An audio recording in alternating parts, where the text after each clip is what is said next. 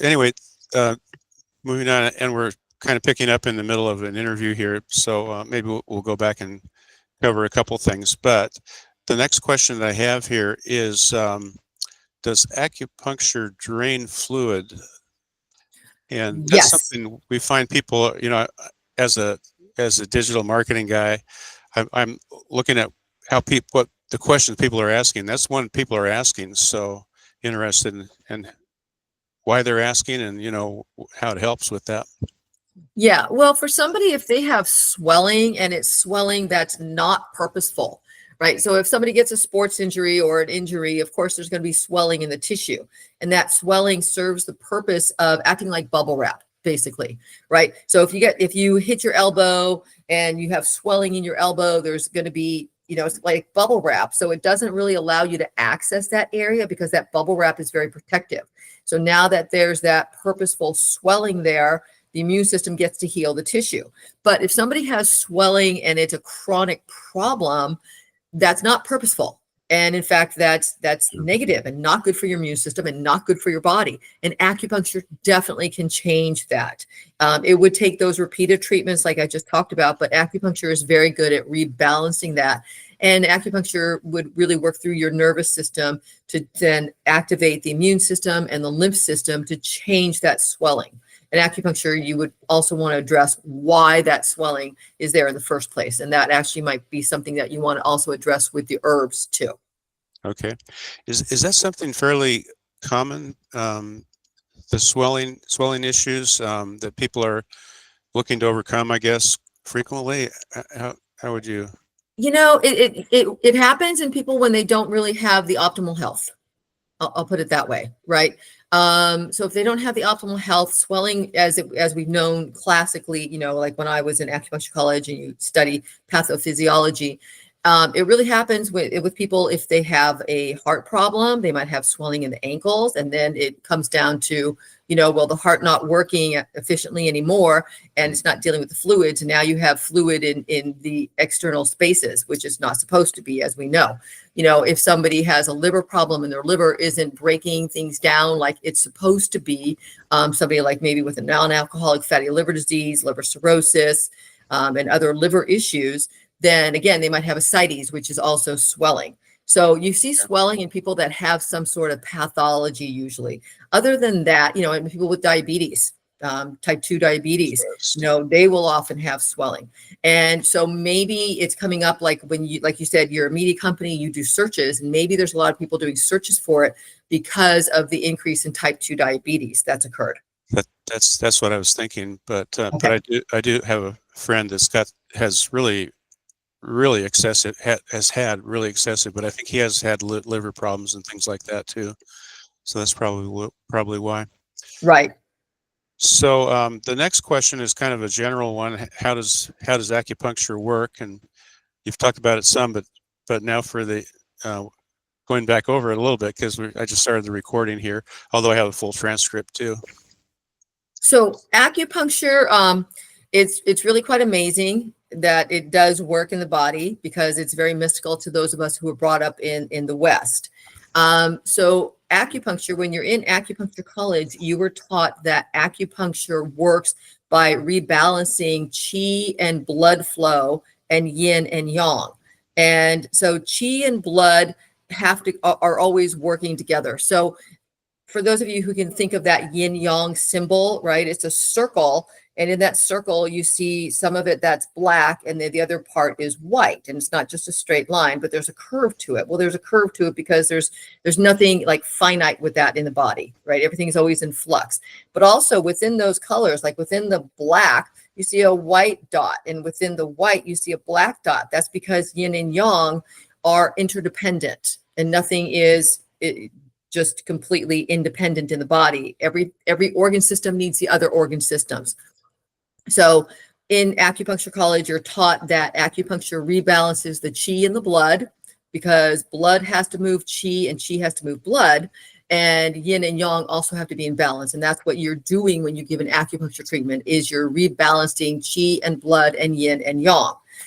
But here in the West, that explanation doesn't go over very well with a lot of Western people because it takes a while to really understand things from a yin and yang perspective.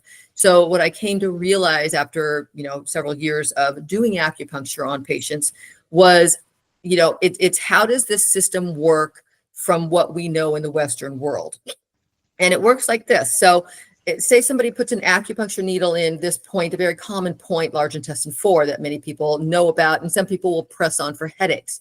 Well, as soon as a needle goes through your skin, your immune system gets alerted because your skin is your protective barrier. Now, if something just came right through your protective barrier, your immune system has to know what that is. So in order to find out what just penetrated your protective barrier, your immune system rushes blood to the area.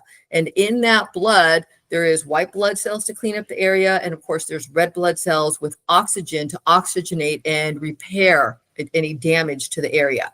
So that's how things initially get started with your body reacting to acupuncture. There's also stimulation through the nervous system.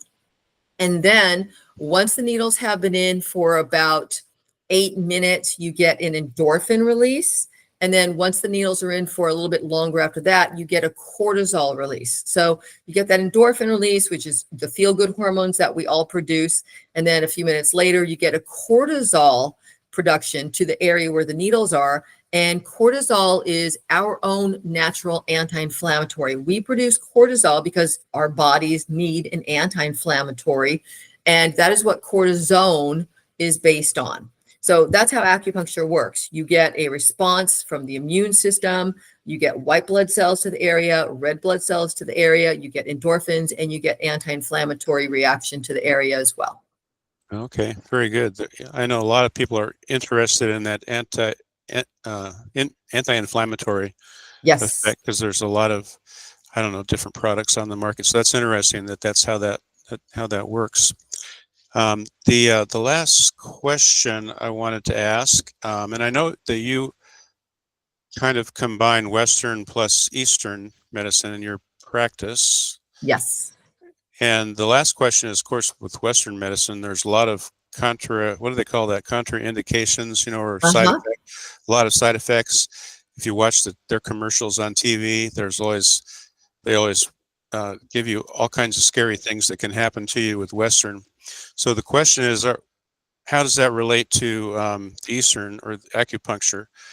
Are there similar side effects or not? No, there's not, because acupuncture is completely natural. So acupuncture does not have negative side effects because it's completely natural and deals with your own body making the changes. So you're not introducing something through the acupuncture needles we're not injecting something, right? So because we're not injecting something, we're not putting something foreign into somebody's body. So the response to acupuncture comes from the immune system itself. And most of us do realize the immune system is supposed to be looking out for us and taking care of us and looking out for, foreign invaders like bacteria, fungi, parasites, viruses, toxic chemicals, etc. That's all the immune system needs to clear all those things out. So the immune system is always supposed to be looking out for us. So the acupuncture needles, because you're only stimulating the person's own immune system, there are no negative side effects. But this is also really important when I talk about this point, because nowadays there are so many people with autoimmune problems.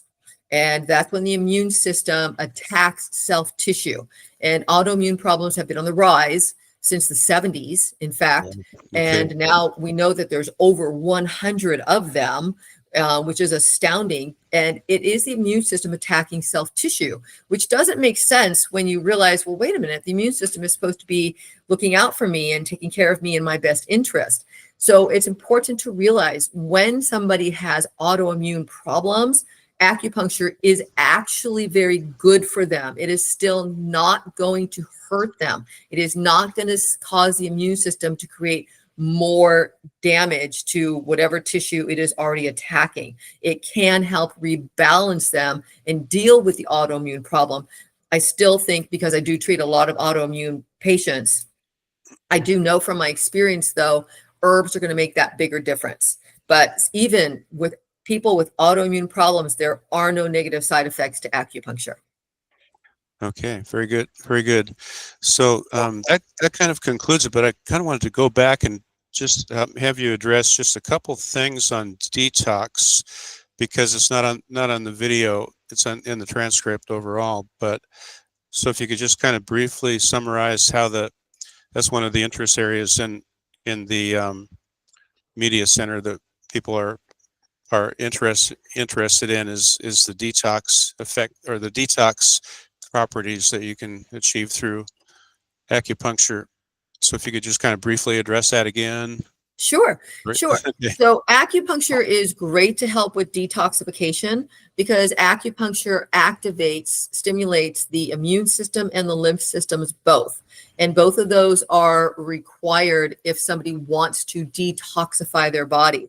What you also want to do with the acupuncture, if you're interested in detoxing, is get your liver and your large intestine worked on with the treatments as well.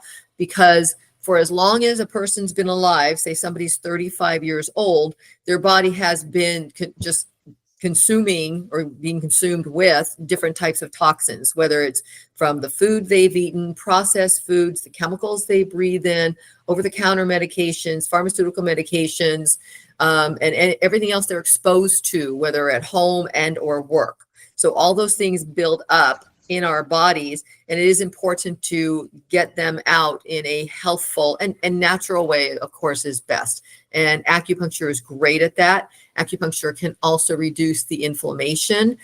Many people have chronic low-level systemic inflammation these days, and acupuncture is great to reduce that systemic inflammation. Okay, very good. I think that covers it. So I really appreciate your time, and Sure. you're going to make me want to find a local on the other coast from you, I think. Well, I hope you do, actually. Yeah, yeah. So, and I've never actually done acupuncture, so this is all new to me. So I really appreciate the overview and Oh, in sure. your time. That's one of the things. Of course, we met in the speed networking, which maybe not everyone that listens to this will know what that is, but it's hit me up and I'll let you know how to get There into you our go. group. Excellent. Yeah. Excellent. Yeah, if you, have further questions, certainly ask me. And if you are trying to find an acupuncturist in your area, I really hope you find someone with a lot of experience, Uh-huh. and maybe hopefully they'll use herbs as well. Uh-huh. So for you, your wife, any of your friends, it really can make a big difference to the quality of your life. I'll ask you one other thing, because my wife does have a specific back issue. Hmm. Would it be something that would help, like the curvature of the spine? How would it, So um, scoliosis. yeah, So it's not, and so again, she's not in her, first decade of life. So that no. scoliosis has been with her entire life at this point. So it's not going to reverse that at this point, but what it could do is change the muscles. The paraspinals are muscles alongside the spine, and it could really help loosen them up so she does feel better, and it might help so that it doesn't keep getting worse. That's a situation that usually just gets worse and worse and worse. And I don't know if your wife does or at a point, previously did PT, but PT would be important and very helpful, and definitely finding an acupuncturist who can work along those paraspinal muscles to, change the curvature, the degree that the curvature is now. Yeah, she's had real good success with a chiropractor Good. that he has a different. In fact, they've just taken it out of the chiropractic realm, but it's been very helpful. But I'm just wondering if that would be another thing to add in there to try that out. So, well, Yeah. again, I appreciate your time, and I will stop the recording here, and then we'll